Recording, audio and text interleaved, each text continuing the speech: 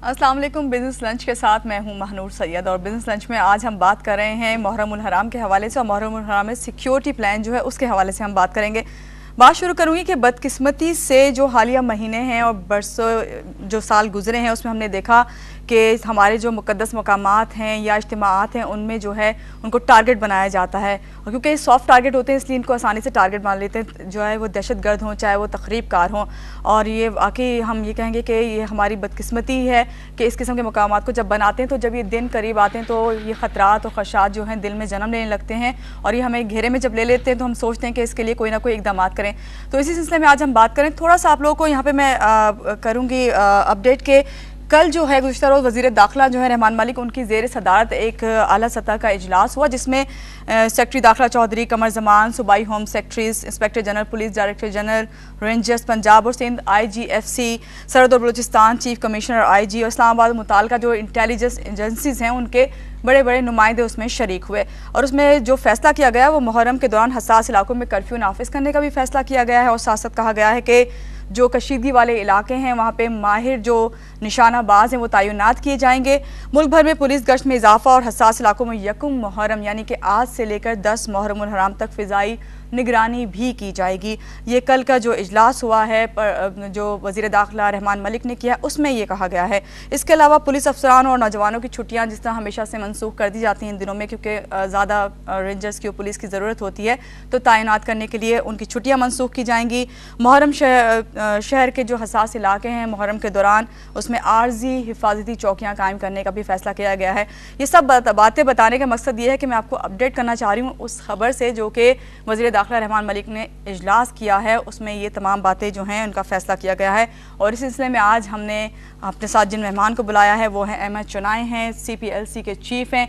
इसलिए बुलाया है ताकि इनसे जान सकें कि आखिर ये जब फैसले किए गए हैं तो इसमें ये कितना साथ दे रहे हैं। अस्सलाम वालेकुम, कैसे हैं अहमद चुनाई साहब? First class. आप बताएं। मैंने कोशिश की कि अपडेट कर दूं लोगों को और यकीनन आपको भी इस बात से आप आगाह हैं। तो अगर मैं बात करूं खुदकुश हमले की, खुदकुश हमले हैं या खुदकुश हमला आवर इनको तो रोका नहीं जा सकता, तो क्या हिकमत अमली जो है वो इख्तियार की जाए? देखिए आपकी बात बिल्कुल ठीक है। खुदकुश हमलावर जब आता है तो एक दिल में ठान के आता है कि जी मैंने अपनी जान देनी है, चाहे उसको फर्स्ट लाइन ऑफ डिफेंस पे रोका जाए या सेकंड लाइन ऑफ डिफेंस पे रोका जाए। इसके लिए अब रास्ता जो रह जाता है वो रह जाता है कि प्रीएम्प्टिव मेजर्स में ये है कि हम अगर कराची को देख लें तो कराची के अंदर अगर खुदकुश हमलावर आता है तो वो कराची से नहीं आ रहा, वो कहीं अब कंट्री से ट्रैवल करके आ रहा है, यहाँ को इसको लोकल सपोर्ट मिल रही है और फिर उस लोकल सपोर्ट के ज़रिए वो जाता है और अपनी जान जो है वो पेश कर देता है।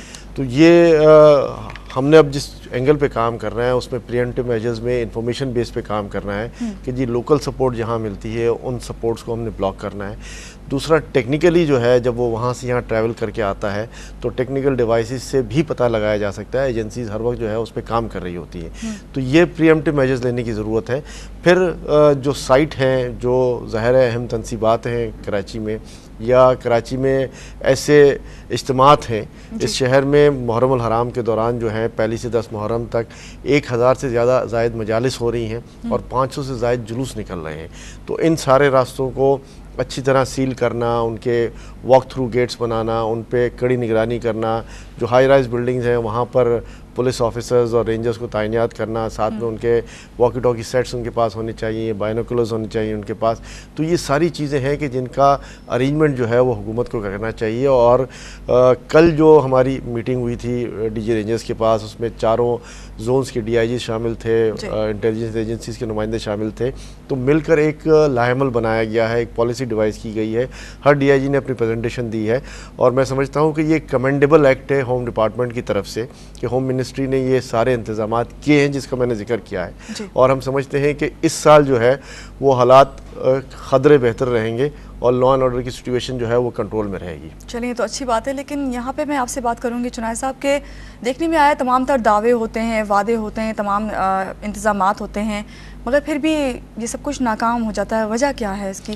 क्या देखिए ऐसा नहीं कि नाकाम हो जाता है, हम कराची गुज़िश्ता बरसों में यही देखने में आया ना, इसलिए मुझे आपसे सवाल करना पड़ा। मगर कराची एक मेगा सिटी है, कराची मल्टी कॉम्प्लेक्स सिटी है, कराची में जो है वो तमाम कम्युनिटीज़ के लोग रहते हैं। यहाँ जो है वो कोई किसी को नहीं पूछता कि जी आप किस जगह से आए हो, कहाँ रह रहे हो, और एक बड़ा एक्सेप्टेबिलिटी स्टैंडर्ड्स है।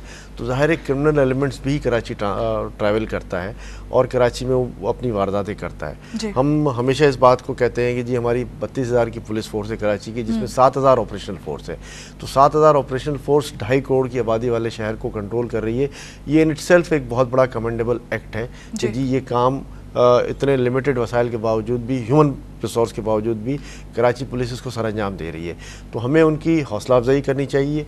ये वाक़यात पीछे क्यों हुए, देखें बात वही है कि ख़ुद का हमलावर जब आता है तो अपनी जान पेश करने आता है। ये नहीं होता कि वो वापस चला जाएगा, या तो उसको ब्लास्ट होने से पहले गिरफ्तार कर लिया जाए या प्रीएम्प्टिव मेजर से उसको रोक लिया जाए। तो हमने इस बात पे हमेशा स्ट्रेस किया है कि जो इलाके में इंफॉर्मेशन नेटवर्क जो है उसको स्ट्रॉन्ग होना चाहिए। कराची सीआईडी का इंफॉर्मेशन नेटवर्क पहले बहुत स्ट्रॉन्ग था, 1 साल पहले तक भी बहुत स्ट्रॉन्ग चल रहा था, लेकिन एक सडन इन्वेजन जो आया है अपना नॉर्दर्न एरियाज़ में, जहाँ पर हमारी पाक फोर्सेस ने रिएक्ट किया और उन टेररिस्ट को एलिमिनेट किया, तो ज़ाहिर है वो क्रिमिनल एलिमेंट जो है वहाँ से निकल कर कहीं ना कहीं तो गया है। तो इसकी वजह से कराची में इन्फ्लक्स बढ़ा है क्रिमिनल एलिमेंट्स का, और उस वक्त जो है वो हमें एक प्रीएम्प्टिव मेजर्स लेना चाहिए था, उन हालात को फोर्सी कर लेना चाहिए था, और हमारी फोर्सेस को जो है वो इंफॉर्मेशन नेटवर्क पे स्ट्रॉन्ग करना चाहिए था। अभी आपने जिक्र किया कि आपने भी देखा, हमने भी देखा कि इस किस्म के वाक़यात हुए जो यकीनन शर्मनाक थे हमारे लिए। आपने इसे यकीनन फॉलो भी किया होगा, मॉनिटर भी किया होगा। उसको सोचते हुए अब आपने कोई हिकमत अमली इख्तियार की है खुद?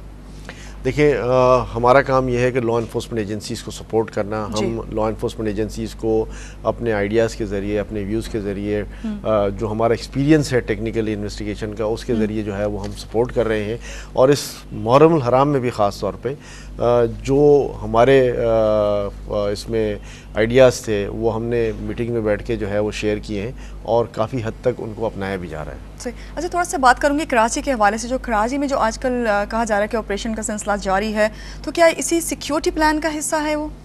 ऑब्वियसली ये ऑपरेशंस कराची में चलते रहते हैं, जहाँ भी टेररिस्ट एलिमेंट्स की मौजूदगी या क्रिमिनल एलिमेंट्स की मौजूदगी सामने नज़र आती है, ऑन एंड ऑफ जो है वो हमारी फोर्सेस को ऑपरेशन करते रहते हैं। ये नहीं कि सिर्फ इसी स्ट्रेटजी का हिस्सा है, ये स्ट्रेटजी अपने साथ है, लेकिन ये तो round the clock, round the year जो है वो सिलसिले चलते रहते हैं। अच्छा, जब ये जैसे कि आज से ये मुहर्रम हराम का महीना शुरू हुआ है और इसमें हम देखते हैं कि 10 दिन निहायत अहम होते हैं, तो इसमें जो उलमा कराम हैं वो क्या कोई किरदार अदा करते हैं? कोई आप लोगों का साथ देते हैं, या आप लोगों से कोई मीटिंग्स, कहा जा रहा था ना कि उनके साथ कोई मीटिंग्स की जाएंगी और बाकायदा इजलास मुनक्किद किया जाएगा, तो ऐसा कुछ है कि?